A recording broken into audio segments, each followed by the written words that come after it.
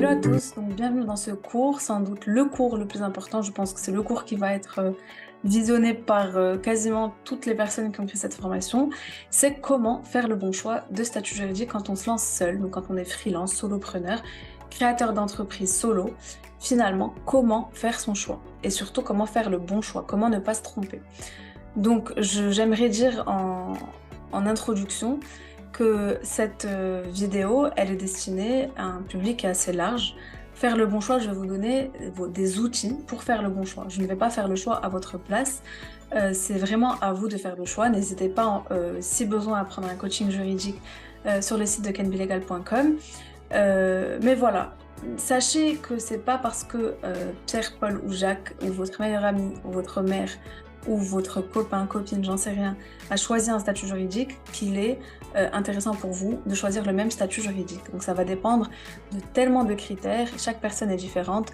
Voilà, c'est comme la prescription d'un médicament, elle ne vaut pas pour toutes les personnes, par exemple, qui ont la même maladie. Voilà. Donc finalement, faire le bon choix, c'est deux choses. D'abord, choisir entre entreprise et société. Est-ce qu'il faut se lancer en nom propre ou est-ce qu'il faut créer carrément une structure juridique à part entière? Et deuxième question, c'est choisir son type de société ou choisir son type d'entreprise. Donc est-ce qu'on va plutôt partir sur une entreprise individuelle classique ou est-ce qu'on va opter pour le régime simplifié de la micro-entreprise? Pour une société, est-ce qu'on va se lancer en EURL, donc l'équivalent de la SARL à associé unique, ou est-ce qu'on va se lancer en SASU, la version unipersonnelle de la société par action simplifiée? Voilà, donc c'est plutôt répondre à ces questions-là qui vont vous aider finalement à choisir le bon statut juridique pour vous. Donc d'abord, se lancer en nom propre. En général, voilà, les personnes qui se lancent en nom propre, donc en entreprise individuelle, ont un plus petit projet ou plutôt ont un gros projet mais ils sont en phase de test. Voilà, parce que c'est une forme juridique qui est vraiment adéquate aux personnes, aux entrepreneurs qui souhaitent se lancer et tester un marché. Ou carrément pour ceux qui sont freelance de manière complémentaire à, par exemple, un CDI. Voilà, mais l'entreprise individuelle ne crée pas de nouvelles structures, ne protège pas finalement votre personne, votre patrimoine personnel. Voilà, mais c'est adapté aux personnes qui veulent vraiment un petit projet de test ou complémentaire parce que les modalités de création sont extrêmement simplifiées. Je vous invite à aller sur la vidéo sur les formalités. Voilà, ça se fait sur le guichet unique. Vous pouvez vous faire accompagner par une plateforme ou carrément un avocat, même si c'est pas essentiel de passer par un avocat. Mais voilà, la création est hyper simple, contrairement à une société où c'est un peu plus lourd. Vous n'avez pas besoin de rédiger des statuts, vous n'avez pas besoin de constituer un capital social, et puis la gestion aussi, elle est également hyper simplifiée. Vous n'avez pas à convoquer une assemblée générale, enfin, vous avez quelques obligations comptables qui sont vraiment allégées. Voilà, donc c'est un statut qui est adapté finalement à un test de projet ou carrément un projet à temps partiel et qui ne demande pas beaucoup d'investissement. Et j'insiste aussi sur ce point-là, qui ne demande pas des charges et un investissement de départ important. Parce que je vous le rappelle, en nom propre, en micro-entreprise, on ne peut pas déduire ses charges. Voilà, donc on va payer ses impôts et ses cotisations sociales directement sur son chiffre d'affaires et c'est quelque chose qui peut ne pas s'avérer intéressant pour beaucoup de personnes. C'est pourquoi j'ai tendance à dire que la micro-entreprise n'est pas le statut idéal, contrairement à ce que tout le monde veut faire croire. Pour tout le monde, voilà, il est idéal pour certaines personnes, pour certains projets. Il n'est pas idéal pour tout le monde. C'est pourquoi vous pouvez vous pencher vers la création d'une société. Alors, le gros avantage de la création d'une société, c'est qu'on crée, comme vous le savez, une nouvelle personne juridique, avec sa dénomination sociale, avec son patrimoine, avec son compte bancaire, etc. C'est une nouvelle personne. Et l'avantage de créer une société également, c'est même si aujourd'hui vous êtes solopreneur, vous êtes freelance, vous êtes seul, vous avez la possibilité de faire rentrer de nouveaux associés au sein du capital social. Et du coup, vous pouvez facilement vous transformer d'une SASU à une SAS, d'une URL à une SARL. Voilà. Et ça, c'est pas possible de le faire en entreprise individuelle. J'ai eu un coaching juste hier de 2 micro-entrepreneurs qui voulaient collaborer ensemble. Et je leur ai dit tout simplement que c'était pas possible de créer, de s'associer en tant que micro-entrepreneur et que si elle le faisait de manière régulière en plus, bah, ça pourrait être requalifié en société de fait. C'est-à-dire qu'en pratique, elle se comporte comme des associés d'une société. Voilà, mais je leur ai trouvé une solution que je leur ai donnée en coaching. Si vous êtes intéressé d'ailleurs, n'hésitez pas à prendre un coaching Can Be Legal. Voilà, donc c'est intéressant pour l'évolution, pour une société, pour un projet à long terme. C'est intéressant. Et puis voilà, je suis obligée de vous avertir qu'il va falloir faire hyper attention quand vous allez faire rentrer des associés autour de la table à vos statuts. Et ne négligez pas la rédaction d'un pacte d'actionnaires aussi. Surtout si vous êtes en SASU parce que c'est pas une forme sociale qui est protégée par le droit en général. Voilà, et à ce moment-là, je vous invite à aller sur la boîte à outils donc, de cette formation, sur le cours boîte à outils. Vous allez trouver des modèles de clauses obligatoires en fait à inclure de toute urgence dans vos packs d'actionnaires, même si c'est pas urgent pour vous aujourd'hui parce que vous êtes seul à bord, ça sera hyper important pour la suite.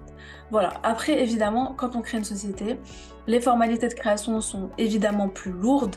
Vous allez devoir déposer un capital, publier une annonce dans un journal d'annonces légales, etc. Et puis aussi, vous avez des démarches comptables et fiscales qui sont, elles aussi, par conséquent, beaucoup plus lourdes. Vous allez devoir faire approuver vos comptes, etc. Chose que vous ne faites pas en micro-entreprise. Mais bon, après, j'ai envie de vous dire, quand vous avez un gros projet, bah, c'est totalement normal d'avoir un peu plus d'obligations.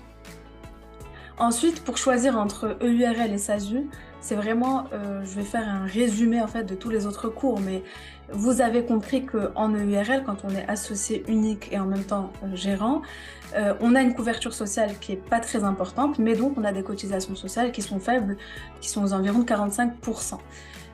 Alors qu'en SASU, vous allez avoir, en tant que président associé unique, vous allez avoir une couverture sociale qui est importante, mais aussi des cotisations sociales qui sont elles aussi beaucoup plus importantes, qui sont de l'ordre de 80% de cotisations sociales. Donc à vous de voir, est-ce que ça vous intéresse plutôt d'avoir une couverture sociale importante, c'est ça qui vous intéresse, et puis je vais vous dire, ok, soyez assimilé salarié, mais si vous voulez vraiment éviter d'avoir de grosses cotisations et que finalement ça vous intéresse pas tellement d'avoir une couverture sociale importante, vaut mieux être travailleur non salarié.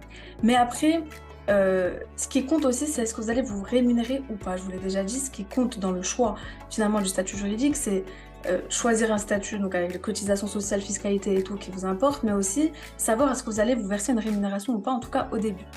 Et sachez que si vous vous rémunérez pas, en EURL, vous allez avoir quand même des cotisations sociales minimum. Alors qu'en SASU, quelqu'un qui ne se rémunère pas ne va pas payer de cotisation.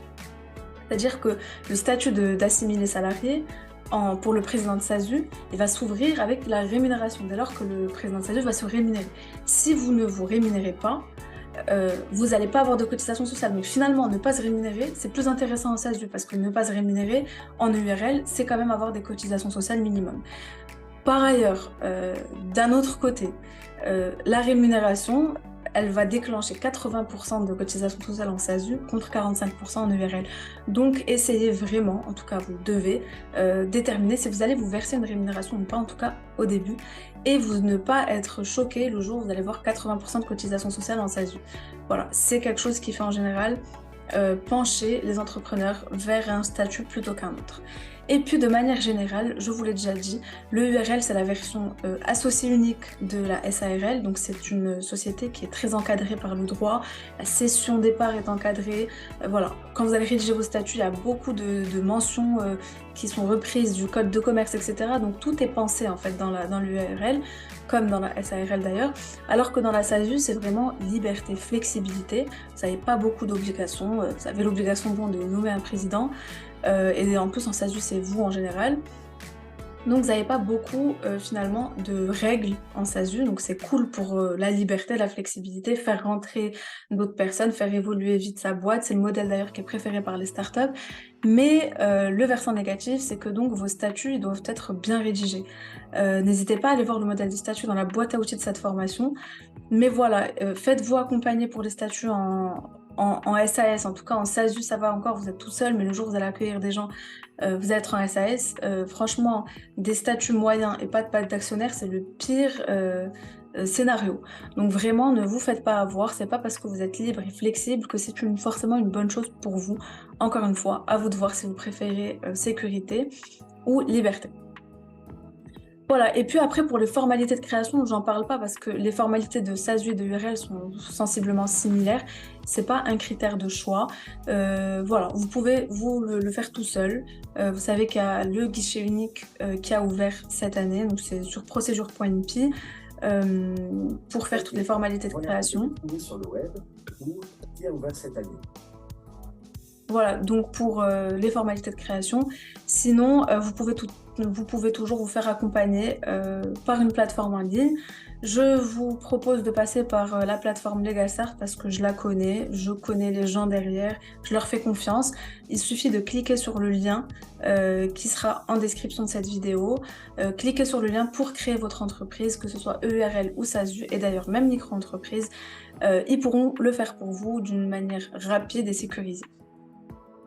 Voilà, je vous ai mis une petite liste de questions à se poser qui va vous donner une vision plus claire du statut qu'il va falloir choisir. Et si vous galérez encore un peu plus parce que vous avez un projet un peu plus complexe, etc., n'hésitez pas à réserver votre coaching sur canbilegal.com. Donc la première question à se poser, c'est est-ce que vous voulez limiter votre responsabilité ou non? Autrement dit, est-ce que vous avez un patrimoine personnel qui est important ou non? Ensuite, de savoir est-ce que pour vous, le critère de la couverture sociale est important ou pas.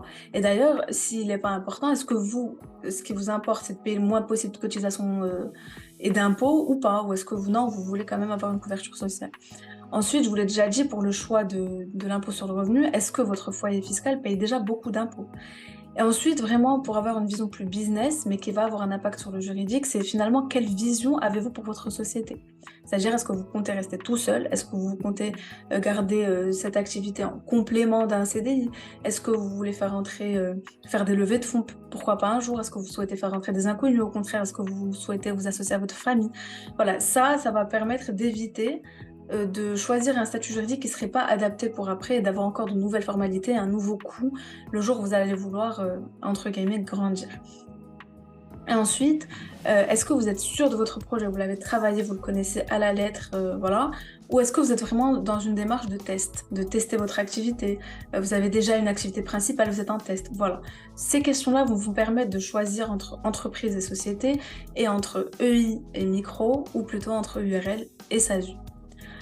Voilà, donc j'espère que j'ai fait le tour de toutes les questions à se poser, qu'aujourd'hui vous avez compris pourquoi il faudrait plus choisir une entreprise qu'une société, inversement, et comment choisir entre URL et SASU. On a vu que le critère social, en tout cas, était super important, les cotisations sociales, ça fait changer d'avis pas mal de gens, et finalement choisir entre flexibilité ou liberté, et surtout ne pas oublier de se faire accompagner, ne pas oublier de rédiger des statuts qualitatif, et le jour où vous allez faire rentrer des gens, de rédiger un pack d'actionnaires. C'est pour ça que la boîte à outils existe.